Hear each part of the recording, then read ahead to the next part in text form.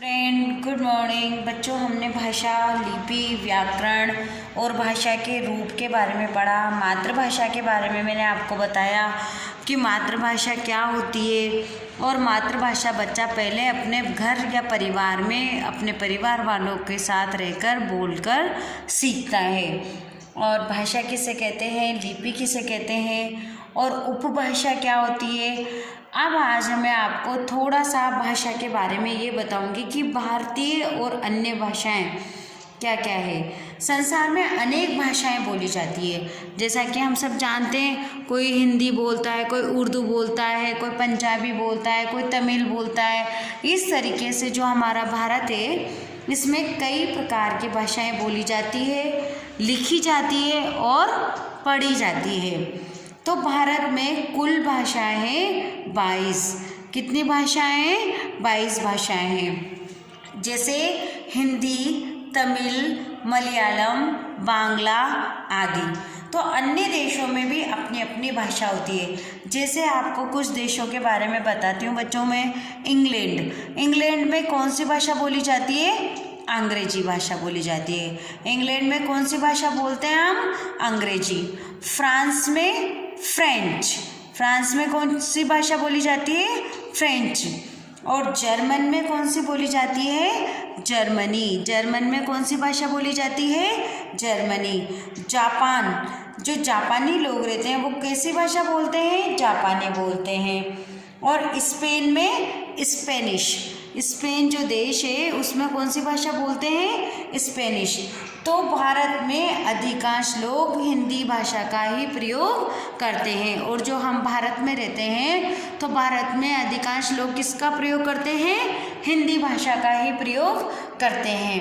अब देखिए लिपि के बारे में कि लिपि क्या है। मैंने कल भी आपको बताया था कि जो भाषा लिखने के लिए हमें कुछ चिन्हों की आवश्यकता पड़ती है। क्या पड़ती है? हमें कुछ चिन्हों की आवश्यकता पड़ती है।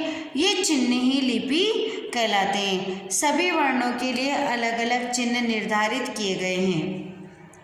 अब आप फिर दोबारा से समझिए इसे, लिपि किसे कहते हैं। भाषा को लिखने के लिए हमें कुछ चिन्हों की आवश्यकता पड़ती है।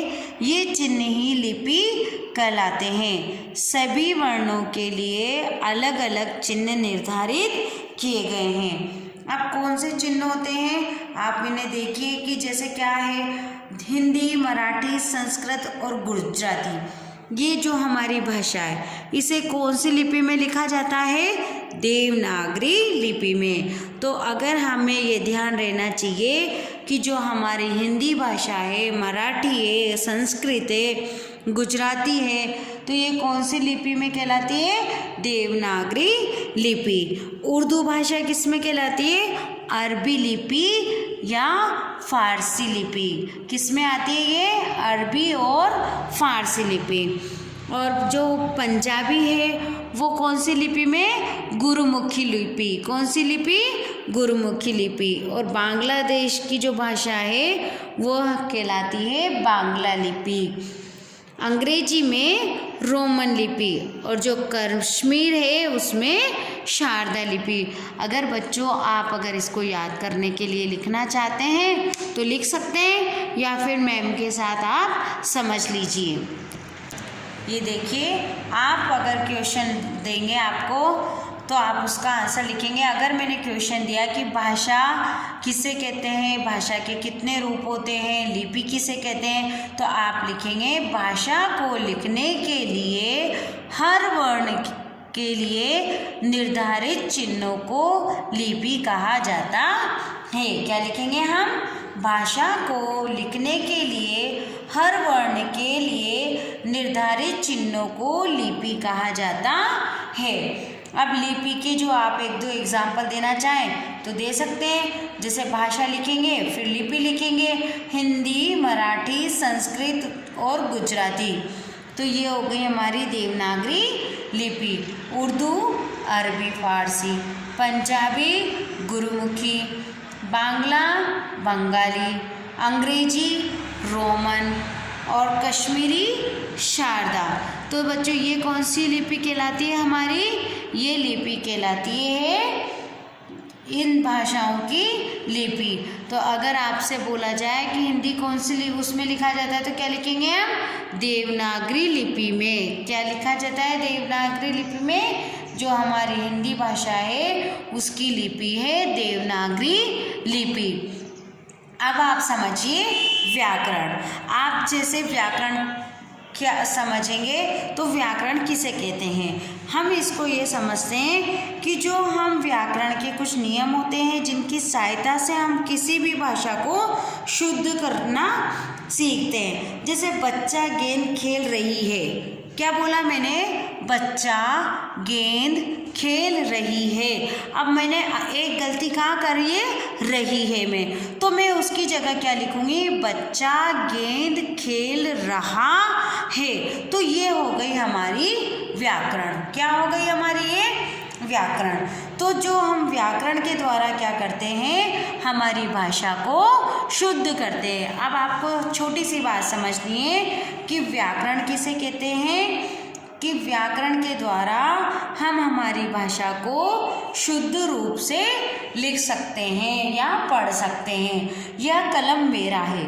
अब ये क्या सही वाक्य लग रहा है आपको कि यह कलम मेरा है? नहीं, यह कलम मेरी है। अब सिर्फ मेरी शब्द से आपके वाक्य शुद्ध बन गया। तो ये होती है बच्चों हमारी लिपि। तो अभी तक आपने क्या क्या समझा?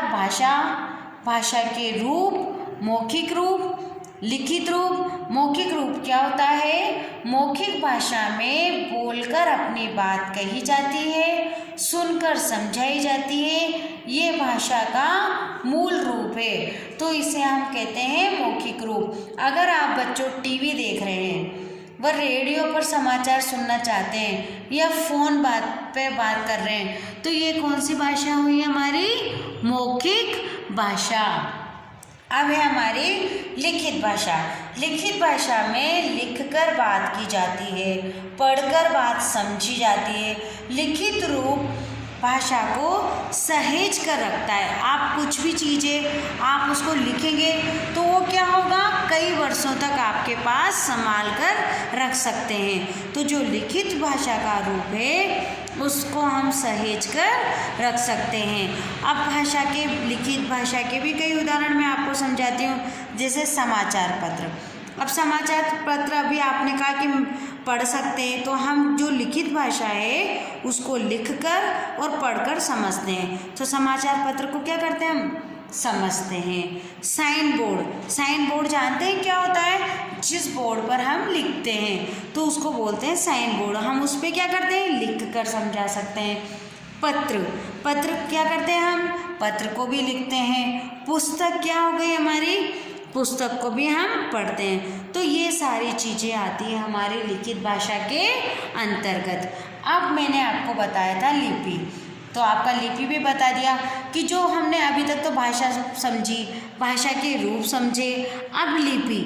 लिपि क्या है? जो हम वर्ण लेते हैं भाषा के, उनके चिन्हों को हम लिपि कहते हैं। फॉर एग्जाम्पल के लिए, जैसे आप हिंदी भाषा की देवनागरी लिपि है। हिंदी भाषा है उसकी लिपि है देवनागरी लिपि। संस्कृत भाषा की लिपि है देवनागरी लिपि। और व्याकरण।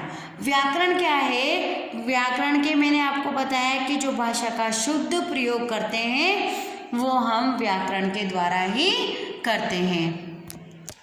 तो बच्चों, पिछले जो आपने अभी मैंने आपको 2 एग्जाम्पल बताए थे व्याकरण के कि बच्चा गेंद खेल रहे हैं और कलम मेरा है। तो इसमें खेल रहे हैं या मेरा को हमने बदला। तो कोई भी जो वाक्य होता है उसे शुद्ध है या अशुद्ध है, इसका ज्ञान हमें व्याकरण से होता है। किससे होता है हमें इसका ज्ञान? व्याकरण से होता है। तो व्याकरण ही भाषा को सही रूप से बोलने, लिखने, पढ़ने के नियम सिखाता है और इन नियमों से हम भाषा का शुद्ध प्रयोग कर पाते हैं। तो आपको समझ में आ गई? भाषा का शुद्ध प्रयोग सीखने वाले शास्त्र को हम व्याकरण कहते हैं, या भाषा का जो शुद्ध प्रयोग सिखाने वाले शास्त्र को हम क्या कहते हैं? व्याकरण कहते हैं। अब आपको मैं जो क्वेश्चन दूंगी, भाषा किसे कहते हैं, भाषा के कितने रूप होते हैं, लिपि क्या होती है, व्याकरण क्या होती है, तो आप इन चारों क्वेश्चनों का आंसर आप अपने आप दे सकते हैं। तो बच्चों, आज की वीडियो में हमने ये सारा दौरान किया है। कल मैं आपको इससे रिलेटेड क्वेश्चन आंसर, अभ्यास कार्य भी समझाऊंगी, भाषा, व्याकरण और लिपि। तो आज की वीडियो में हम इतना ही समझेंगे। Thank you.